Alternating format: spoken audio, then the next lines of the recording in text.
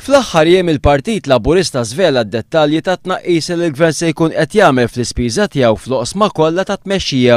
Il-Gvern kien kostret jagħmel dan it-tnaqqis wara li f'Novembru li għadda ippreżenta baġit li ma kienx realistiku. Fost l-armilquta kienu l-oqsma tas-saħħa, l-edukazzjoni u l-ħarsien tal-familja. Il-Gvern se jnaqqas l-ispiża tiegħu f'dawn l-oqsma b'iktar minn 17 miljun euro. Il-ħadd filgħodu fil-Mellieħa Lorenz Gonzi mhux biss iġġustifika dan it-tnaqqis, iżda saħansitra ddikjara li bil-budget għal din is-sena kull ministeru se jkollu iktar flus.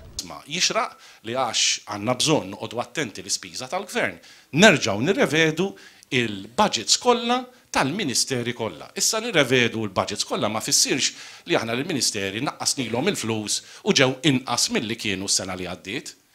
Fil-Mellieħa Lorenz Gonzi ddefenda lil Tony Bonello, il-persuna responsabbli mir-riżorsi umani f'Tene Malta li qed jibgħat tal-ħaddiema wieħed u jbeżżagħhom li jekk ikun hemm gvern ġdid huma jitkeċċew. Akkuża li l-mexxej Laburista Joseph Muscat ċaħad bl-iktar mod kategoriku. Lorenz Gonzi ftaħar bl-investimenti li sar biskontu ingħalqet il-miżbla tal-Matab u dan minkejja l-irwejjaħ li sal-lum għadhom ħerġin minn din il-miżbla.